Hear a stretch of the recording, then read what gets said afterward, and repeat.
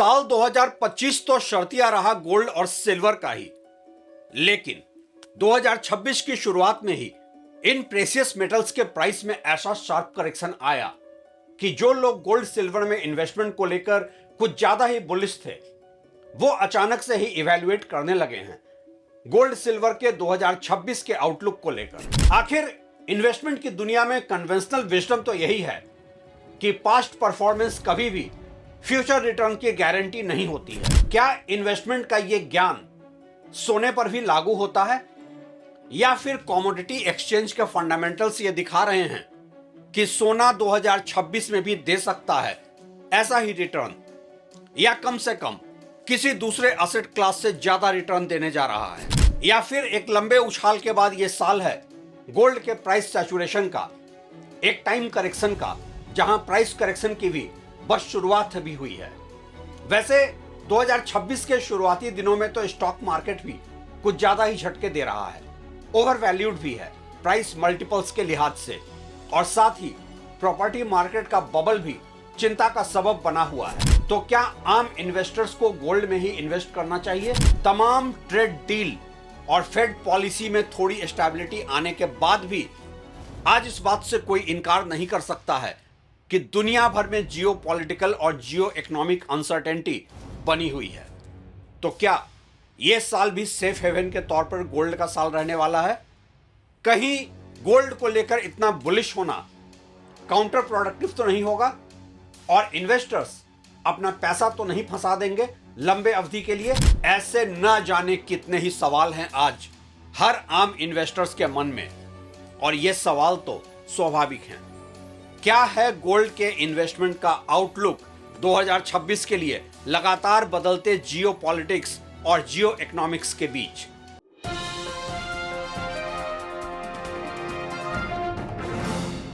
नमस्कार, आप देख रहे हैं ट्रैक टू रियलिटी और मेरा नाम है रवि सिन्हा। सोना हमेशा से अनिश्चित समय में सबसे सुरक्षित निवेश माना जाता है। एक सेफ हेवन के तौर पर गोल्ड टाइम टेस्टेड रहा है, और यह बात मैं सिर्फ 2025 के गोल्ड के रिटर्न के आधार पर ही नहीं कह रहा हूं, या अभी के ग्लोबल ट्रेड वॉर के माहौल की वजह से मेरा कैरिड हो रहा फाइनेंशियल जजमेंट नहीं है ये। अगर हम पिछले कुछ सालों को ही देखें तो साल 2020 में कोविड के दौरान जहां सारे ही एसेट क्लास क्रैश हो रहे थे, तो सोना 28% चढ़ा था। 2022 में रूस यूक्रेन युद्ध के बाद स्टॉक मार्केट गिरा, लेकिन सोने में करीब 14% की तेजी आई। 2023 में मिडिल ईस्ट तनाव से सोने ने 15% से ज्यादा रिटर्न दिया। 2024 में ब्याज दरों में कटौती की उम्मीद और वैश्विक तनाव के चलते इसमें 20% से ज्यादा उछाल आया, लेकिन यह काफी नहीं था। साल 2025 में भारत पाकिस्तान तनाव, ट्रंप की अनप्रेडिक्टेबल नीतियां, बढ़ते डेट लेवल और सेंट्रल बैंकों की भारी खरीदारी ने सोने को नई ऊंचाई पर पहुंचा दिया। 70% से भी ज्यादा रहा गोल्ड का एनुअल रिटर्न 2025 में। मतलब ये कि 2019 में जो सोना इंडिया में 35,000 रुपए प्रति 10 ग्राम था, वो आज 2026 में 1,40,000 रुपए प्रति 10 ग्राम से नीचे नहीं है। मतलब कि 6 साल में 400% का एप्रिसिएशन रहा है गोल्ड में। और मैं ये असेसमेंट इस बात को डिस्काउंट करके ही दे रहा हूं कि गोल्ड वापस 1,80,000 या 2 लाख प्रति 10 ग्राम की तरफ वापस बढ़ने लगा है। 2020 से अभी तक के इकोनॉमिक अनसर्टेनिटी के दरमियान यूं तो हर एसेट क्लास में एक वैल्यूएशन बबल बना है, लेकिन गोल्ड न सिर्फ बेस्ट परफॉर्मर रहा है, बल्कि अकेला ऐसा एसेट है जिसके बबल बर्स्ट की कभी बात भी नहीं होती है। 2026 के शुरुआती दिनों के प्रॉफिट बुकिंग को भी कहीं से प्राइस क्रैश नहीं कहा जा सकता है। स्टॉक मार्केट के तो ओवर वैल्यूएशन की बात होती है, प्रॉपर्टी मार्केट में भी बबल बर्स्ट की बात होती है, लेकिन कभी गोल्ड के बबल या ओवर वैल्यूएशन की बात नहीं होती है। इसीलिए तो है गोल्ड एक सेफ हेवन एसेट, और दुनिया भर में है इसकी एक्सेप्टेबिलिटी। आज हर इन्वेस्टर के मन में सबसे बड़ा सवाल यह है कि 2026 में सोने का क्या है भविष्य, और कितना भरोसा कर सकते हैं आम इन्वेस्टर्स सोने के इस हाई प्राइस पॉइंट पर। यहां एक फैक्टर और है जो इंडिया स्पेसिफिक है, और इसे समझना बहुत जरूरी है। वैसे तो गोल्ड ने 2026 के शुरुआती 15 दिनों में ही करीब 5% से ज्यादा का रिटर्न दिया है और टेक्निकल और फंडामेंटल चार्ट पर यह आगे के लिए भी ऐसी ही तेजी दिखा रहा है। लेकिन अगर गोल्ड प्राइस स्टैग्नेंट भी रहता है तो भी इंडियन करेंसी तो लगभग 10% साल दर साल कमजोर हो ही रही है और गोल्ड के इंटरनेशनल प्राइस डॉलर में तय होने की वजह से इंडिया में एक करेंसी एप्रिसिएशन तो गोल्ड का होना ही है। शायद यही वजह है कि इंडियन इन्वेस्टर्स अब इंडिया की बजाय विदेशी प्रॉपर्टी और स्टॉक्स खरीद रहे हैं। उन्हें करेंसी एप्रिसिएशन का भी फायदा मिल रहा है, लेकिन वो कहानी अलग से फिर कभी। और गोल्ड को लेकर इतने सारे सवाल आज इसलिए भी हैं कि पिछले कुछ सालों में सोने ने निवेशकों का ध्यान पूरी तरह अपनी ओर खींच लिया है। जब शेयर बाजार में उतार चढ़ाव बढ़ा, महंगाई का डर रहा और दुनिया में युद्ध जैसे हालात बने, तब सोना निवेशकों के लिए सबसे सुरक्षित सहारा बना। और बात यहां सिर्फ आम निवेशकों और हेज फंड्स की ही नहीं है। दुनिया भर के सेंट्रल बैंक भी खरीद रहे हैं सोना। एक रिकॉर्ड सोने की खरीदारी हो रही है। वर्ल्ड गोल्ड काउंसिल के मुताबिक दुनिया के सेंट्रल बैंक्स पिछले 5 सालों में 5,000 टन से ज्यादा सोना खरीद चुके हैं। कमजोर डॉलर, कम ब्याज दरें और बढ़ता वैश्विक जोखिम सोने को सपोर्ट दे रहा है। यही वजह है कि 2026 में भी सोने को लेकर माहौल पॉजिटिव नजर आ रहा है।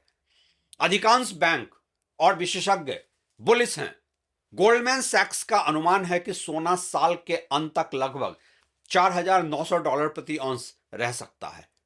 कई रिपोर्ट्स में संकेत हैं कि $4,800 और उससे ऊपर का भी लक्ष्य हो सकता है। बैंक ऑफ अमेरिका जैसे बड़े बैंक भी आमतौर पर $4,000 से $5,000 प्लस के बीच कीमत की संभावना देखते हैं।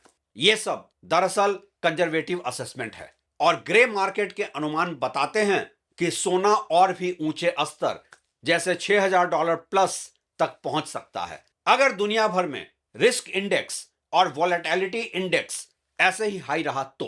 वर्ल्ड गोल्ड काउंसिल का कहना है कि अगर ब्याज दरें कम होती हैं और वैश्विक जोखिम बनी रहती है तो 5 से 15% तक बढ़ोतरी हो सकती है सोने की कीमत में। इन सबसे परे इंडिया में तो ग्रे मार्केट में सोने की कीमत साल के अंत तक 2.5 लाख रुपए प्रति 10 ग्राम की आंकी जा रही है। ज्यादातर विश्लेषक अभी यह मान रहे हैं कि सोने का 2026 का रिटर्न कोई डबल डिजिट में ही रहेगा, मतलब कि 10% से भी ज्यादा। साल के पहले महीने में ही जैसे सोने ने 5% से ज्यादा का रिटर्न दे दिया शुरू के ही कुछ दिनों में, उससे तो यही संभावना बन रही है कि सोना 2026 में एक रिकॉर्ड प्राइस रैली बनाएगा। थोड़े प्राइस करेक्शन ने कहीं से भी सोने की चमक को फीका नहीं किया है। 2026 में सोने के आउटलुक को लेकर बुलिश होने के पीछे कई फैक्टर्स हैं। अमेरिकी राष्ट्रपति डोनाल्ड ट्रंप की अनप्रेडिक्टेबल ट्रेड वॉर वाली पॉलिसीज, लगातार हो रहा डी डॉलराइजेशन और सेफ हेवन के तौर पर सोने की तरफ दुनिया का बढ़ता रुझान,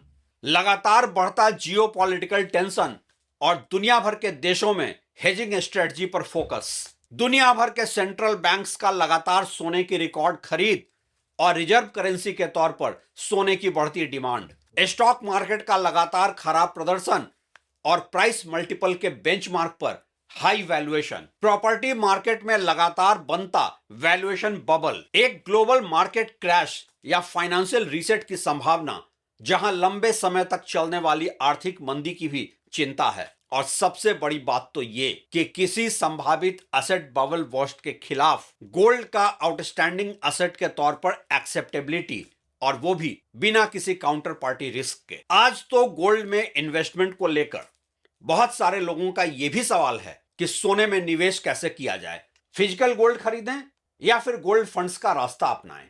इसी के साथ यह सवाल भी है कि गोल्ड ईटीएफ खरीदें या फिर गोल्ड सेविंग्स फंड में लगाएं अपना पैसा। गोल्ड ईटीएफ सीधे फिजिकल गोल्ड की कीमत को ट्रैक करते हैं और निवेश के एवज में गोल्ड खरीदते हैं, लेकिन इन्हें खरीदने के लिए डीमैट अकाउंट जरूरी होता है और यहां एसआईपी की सुविधा नहीं मिलती है। वहीं gold savings fund gold ETF में निवेश करते हैं और इनमें एसआईपी की सुविधा मिलती है। बिना डीमैट अकाउंट के भी इनमें निवेश किया जा सकता है। कम रकम से शुरुआत करने वालों के लिए यह ज्यादा आसान विकल्प है। कल तक तो यह माना जाता था कि आपके पूरे इन्वेस्टमेंट पोर्टफोलियो में 5 से 10% हिस्सा सोने का होना चाहिए, लेकिन आज ज्यादातर ही विश्लेषक 15 से 20% से कम की सलाह नहीं दे रहे हैं। गोल्ड अब एक डेड इन्वेस्टमेंट नहीं रह गया है। हालांकि 2026 के फाइनेंशियल अनसर्टेनिटी में एक मुफ्त निवेश की बजाय एसआईपी के जरिए निवेश करना ज्यादा सुरक्षित माना जा सकता है, खासकर उन आम इन्वेस्टर्स के लिए जिनके पास लमसम पैसा नहीं होता है इन्वेस्ट करने को।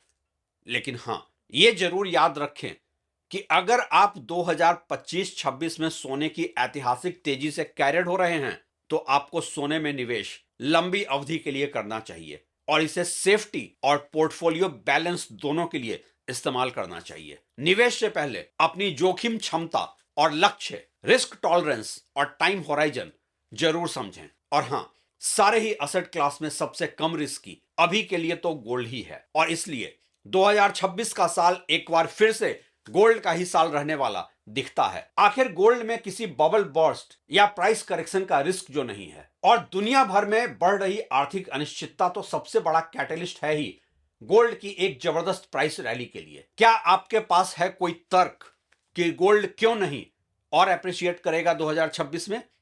अगर हां तो जरूर शेयर करें, हम उस पर भी बात करेंगे। और यह बात मैं आप लोगों से इसलिए भी पूछ रहा हूं कि फाइनेंशियल वर्ल्ड के वेस्टेड इंटरेस्ट, चूंकि गोल्ड के फ्यूचर पोटेंशियल, प्राइस एप्रिसिएशन और इसके इंट्रिंसिक वैल्यू पर कोई सवाल आजकल उठा नहीं पा रहे हैं, तो अचानक से ही यह आर्गुमेंट दिया जाने लगा है कि एक कॉमोडिटी के तौर पर गोल्ड ओवरहीटेड है और इसलिए भी फाइनेंशियल एसेट्स में अभी भी स्कोप है और एप्रिशिएट करने का। ऐसे फाइनेंशियल एसेट्स बेचने वालों को देश में इस वक्त 2026 में एक तेज ग्रोथ की उम्मीद है और साथ ही है इन्फ्लेशन की बजाय डिफ्लेशन की उम्मीद, जिससे कि स्टॉक मार्केट में इन्वेस्टमेंट बढ़ेगा और लोग गोल्ड की होल्डिंग कम करेंगे। लेकिन देश में जैसे कॉस्ट ऑफ लिविंग क्राइसिस के बीच कंजम्पशन गिर रहा है, कॉर्पोरेट प्रॉफिट्स पर इसका असर साफ दिख रहा है, प्राइवेट इन्वेस्टमेंट हो नहीं रहा है और ज्यादातर शेयर्स प्राइस मल्टीपल के उस बेंचमार्क को क्रॉस कर चुके हैं जिसे safe price to earning ratio कहा जाए। तो ऐसे में कैसे फाइनेंशियल एसेट 2026 में ग्रो कर सकता है, इसका कोई लॉजिकल तर्क कम से कम मेरे पास तो नहीं है। अगर किसी के पास है ऐसा तर्क और बात तर्क की है, न कि वेस्टेड इंटरेस्ट के कुतर्क की, तो ऐसे हर तर्क का स्वागत है। शुक्रिया।